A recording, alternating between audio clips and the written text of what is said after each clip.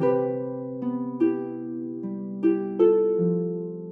remember in 2011, when I first started working on my book, one of my earliest shoots was a very memorable one with amazing Faran Tahir. And it was almost very spontaneous. Faran bhai, thank you so much for being on my podcast. It's so great to see you. Thank you for having me, Mubin. And I have to say, you talked about 10 years ago, and my first conversation with you, and I remember I was coming to Islamabad because I was going to catch a plane that night I remember. to go back to States. And once I talked to you, I mean, sometimes you speak to someone, and there's a beautiful energy and light you feel from them, and I mean, when I spoke to you, I knew that even if I had to come a little earlier and get to the airport a little late, we had to meet and we had to do that shoot. So I'm so grateful that somehow the other, the stars or God or or luck, puts people together. So, how have you been doing during this pandemic? What has been your uh, mantra for adapting? My mantra has really been that we that let that I must examine myself, and I must examine where we are today, and I must examine what I need to do from this day forward, because I really believe that we are not here in this moment in history and time by accident. I mean, we as humans have done things to this earth, to other living beings, to environment, to nature, to all of that, which has brought us to this point. Very profoundly said. I also hope that we come out of this as more humble people. So, how have you navigated to your identity as a Pakistani American actor? And having visited Pakistan more often, in recent years, uh, where do we go from here on as an industry? Being a Pakistani American actor, I mean, I look at it. Look, all of us, you, me, the next guy, everybody is going to have some strengths and some weaknesses, right? Yeah, It depends on our circumstances, but I don't look at it that way. yeah, I don't look at my weaknesses as weaknesses, you know, because others might define them as my weaknesses, but I look at them as my uniquenesses. That's what makes me unique, right? absolutely. So, and I take pride in that. So when when I'm trying to work here and people come to me and say, that are there racial issues, are there prejudices? Yeah, they're here, they're in Pakistan, they're everywhere. It's how you deal with them with some Right. grace, with some bravery, and with a sure footing. So that's how I deal with it on Absolutely. this side of it. As far as our industry is concerned, I think in Pakistan there's some great things happening. I think there's some wonderful, wonderful talent that's sitting there. But the thing that makes me sad is that the real talent is not getting enough of an opportunity to showcase itself, because even in the revival of our industry, there is a there is an old school mentality that keeps injecting itself into it. I think the real talent is with the younger people. I Right. think they're braver. I think they have a very acute eye. I think they're intelligent. But what we keep doing with our media is that we keep regurgitating the old stuff, and we are not giving the audiences the chance Right. to actually look at a larger menu. And my point always has been, I don't say that what is happening is bad. Not at all. That's not my point. All I say is that we need to expand our menu. we can have certain kind of movies, plays, whatever, dramas, whatever. Fine, let's have those. They're great. People are watching them. People are enjoying them. But there's a large swath of our viewers who are not being catered to. Right. You know, and I think that's what we need to be doing. We need to be brave, and we need to give these people a platform. We need to encourage these people. That is the real future of our industry. Mm. And that's, I think, where we are lacking. And I hope that I can, however I can contribute to that try to find that kind of creativity and bring it to people. I come back to Pakistan and I see that a very large number of the young people are not connecting with the content Right. that is being given to them from the domestic market, Right. right? So what do I see? I see young people not watching the TV. They watch it like with their amma and abba, like while they're having dinner and all that. And then everybody goes into their room and they get on their computers and they watch something online, right? And I think what that is doing is that it's eroding the true Pakistan, because what we are not doing is that we are not dealing with issues in the right way. Right. We are not giving ourselves the pride. We are not focusing on our, not film or actor heroes, Right. but our real heroes. We are not focusing them now. We are not celebrating them. And this criticism is not coming as a negative thing. It's me realizing that and I'm not saying, and that's why I'm saying we. I'm not saying they, because I include myself in that responsibility. That is our responsibility. Absolutely. So I'm hoping that we can find that bridge, that we can encourage the younger thinkers uh, to come uh, to come to the forefront. I really agree with when you said looking at your uniqueness as an identity, and this is what made me think of this question as well. As someone who has seen Star Trek all its life, you know, I Yeah. have always seen it as a vessel for projecting diversity for something that was always way ahead of its time.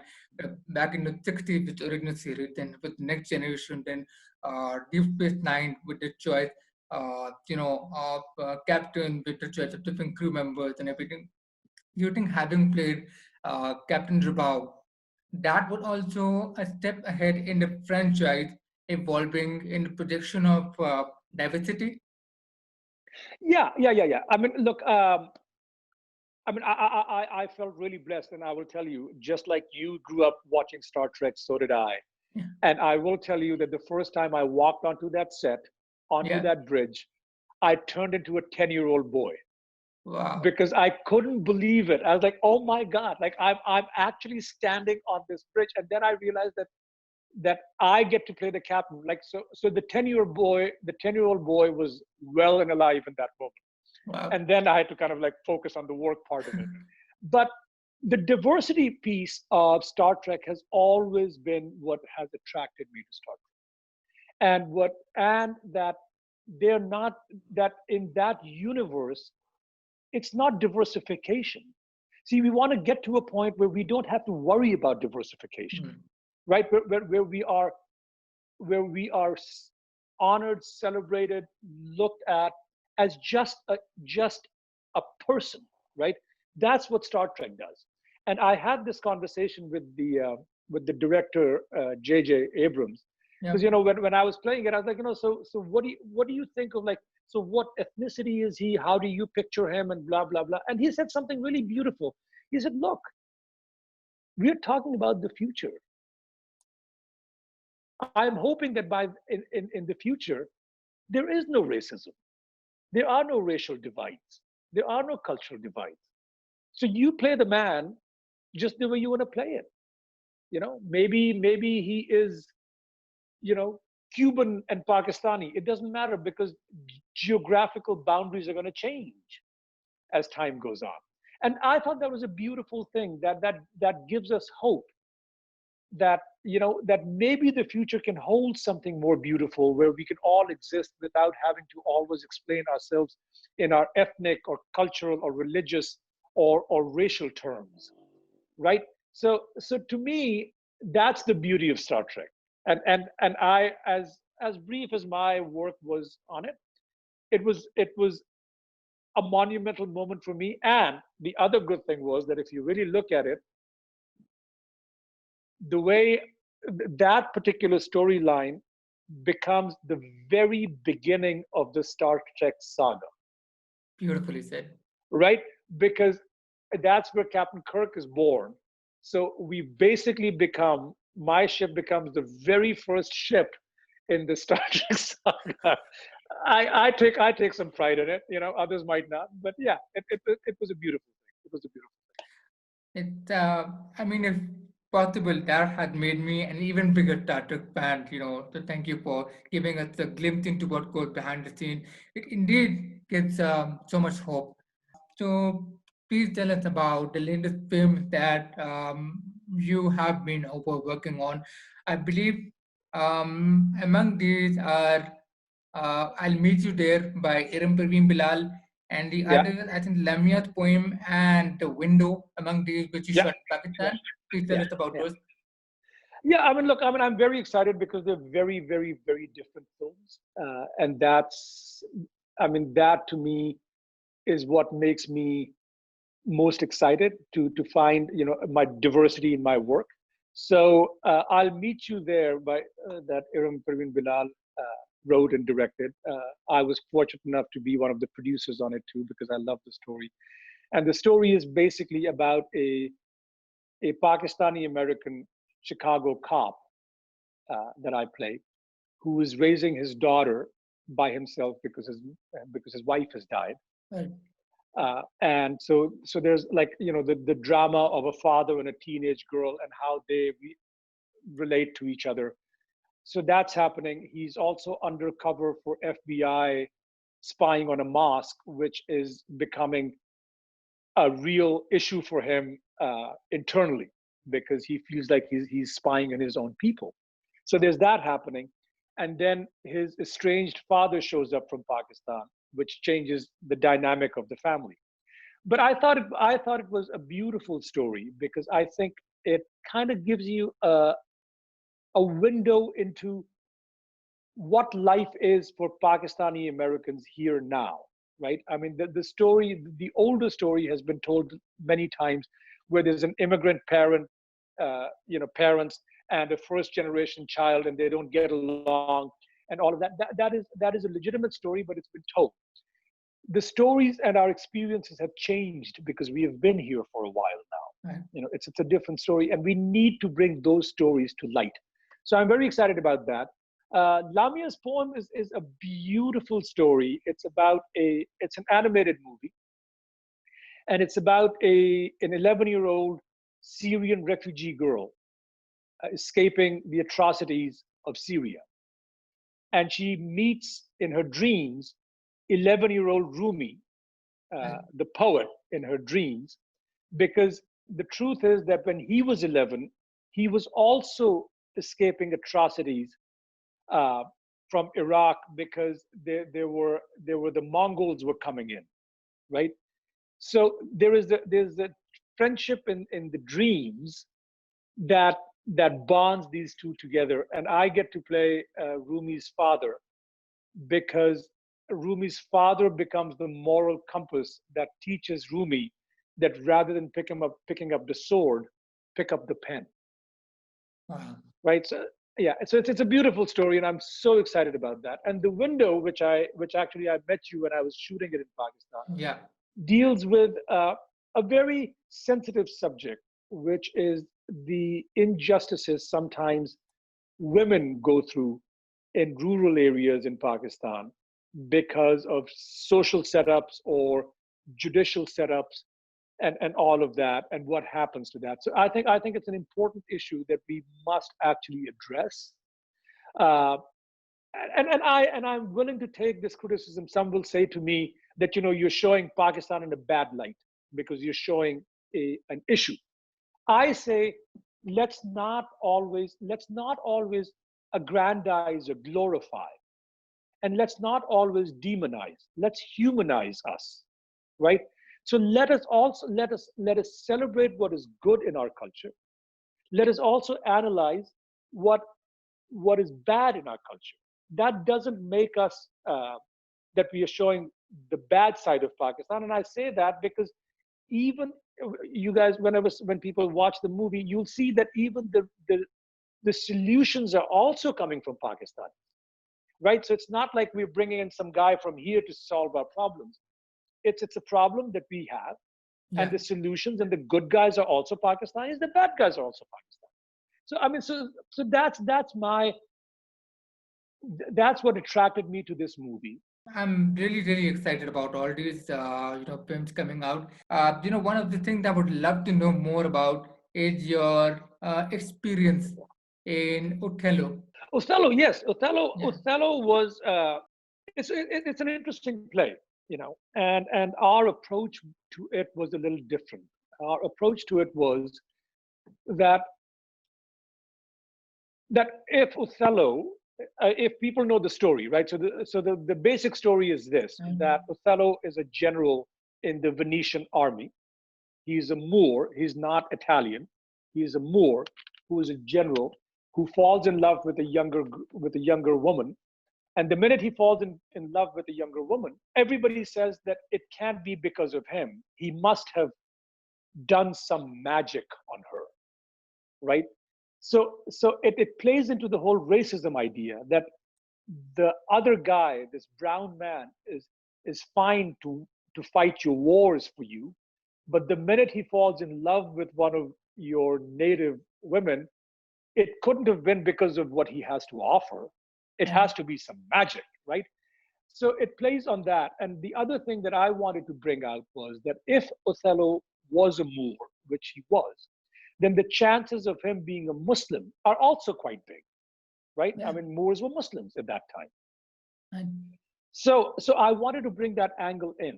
I wanted to see what that does to the play, his value system, his personality, his upbringing must have some effect in it, right? So it was a very interesting experience.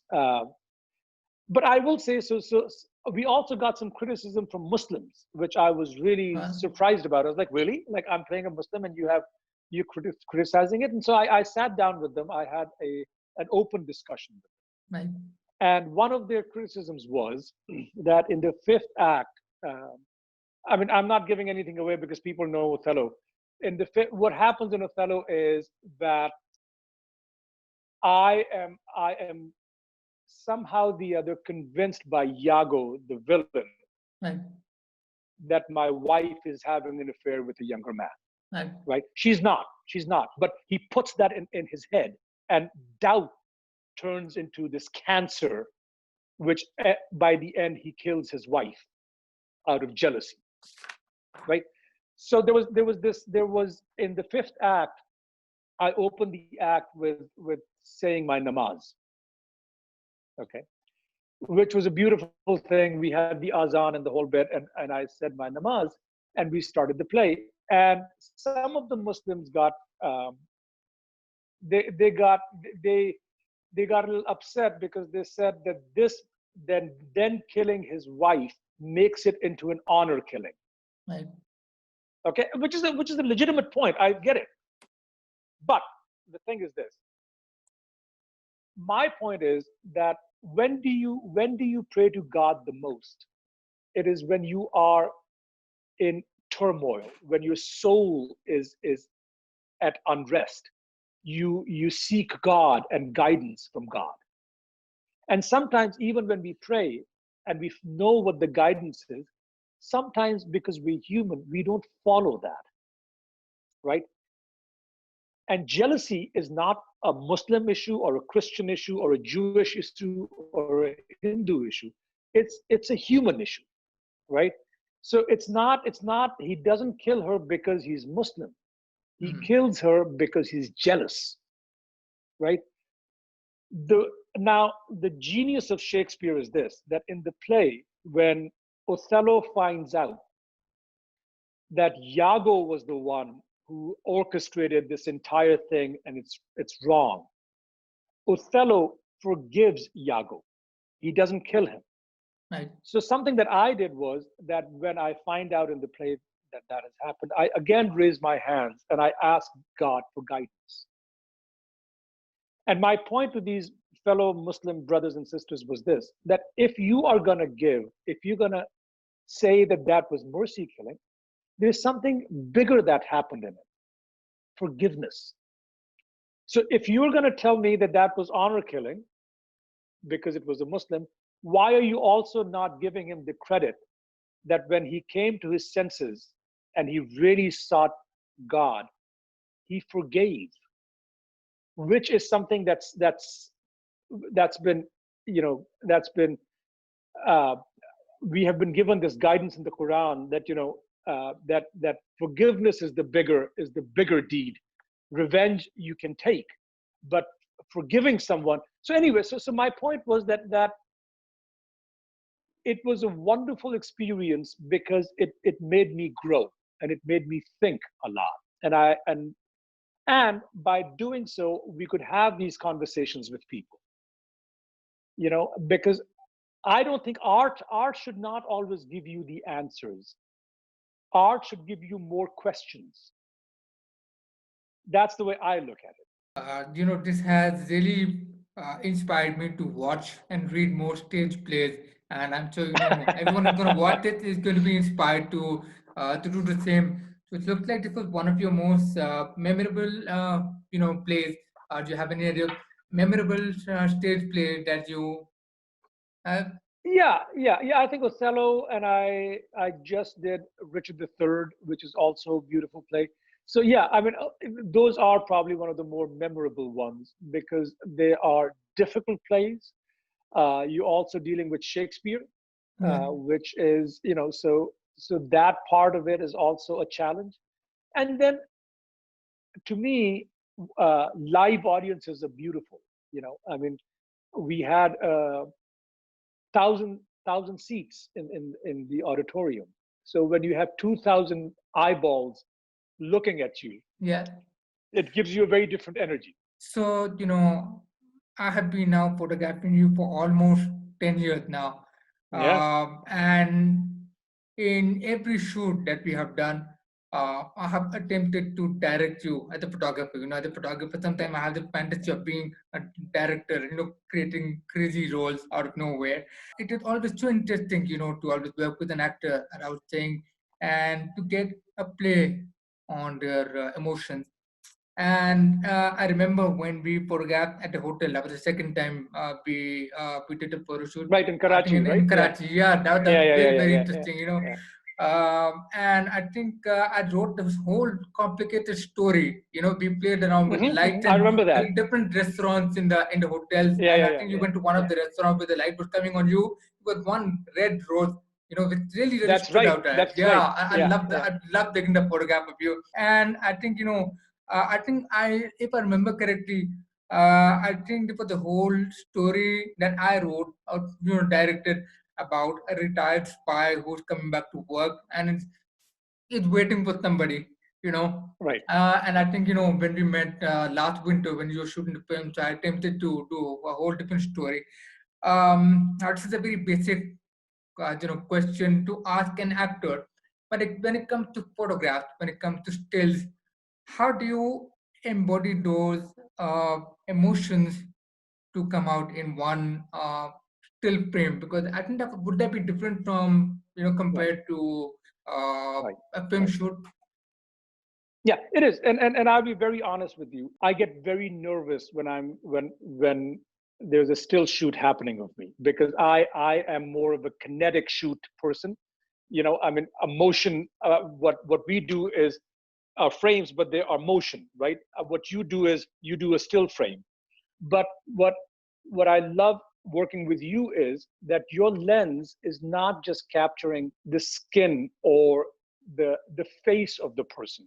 And that's why when you give me a story, right?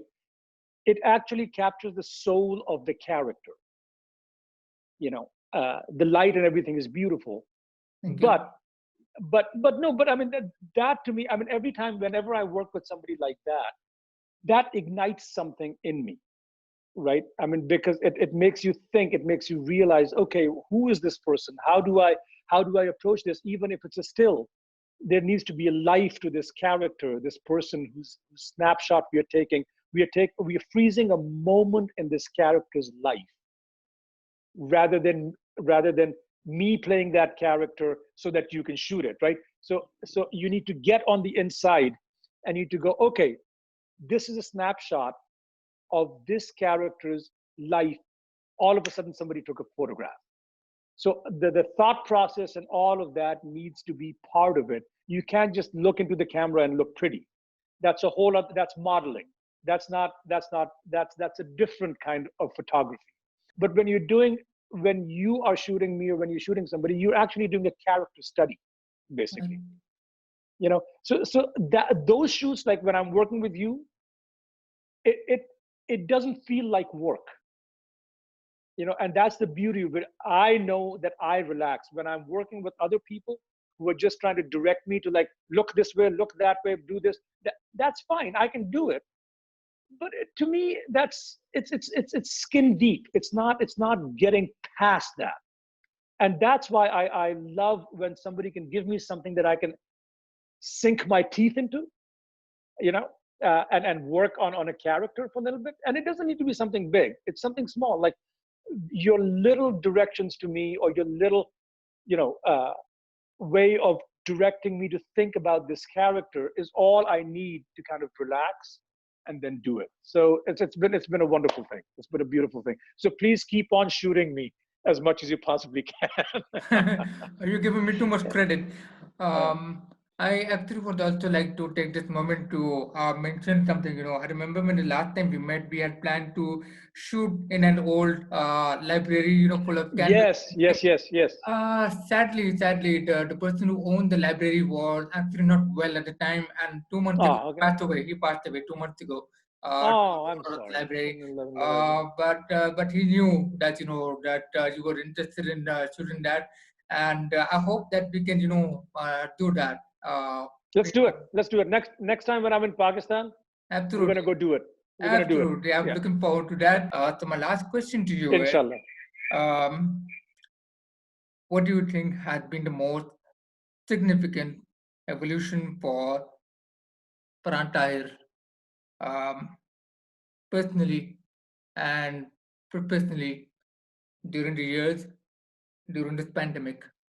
That's an interesting question. wh- I think my evolution. I think I go back to when we started this conversation, which is not to take things for granted, for Mhm. one thing, because life is a blessing that we live, and I want to keep on reminding myself of that, because I think in our regular lives we sometimes forget the blessing that we have, and we need to honor it.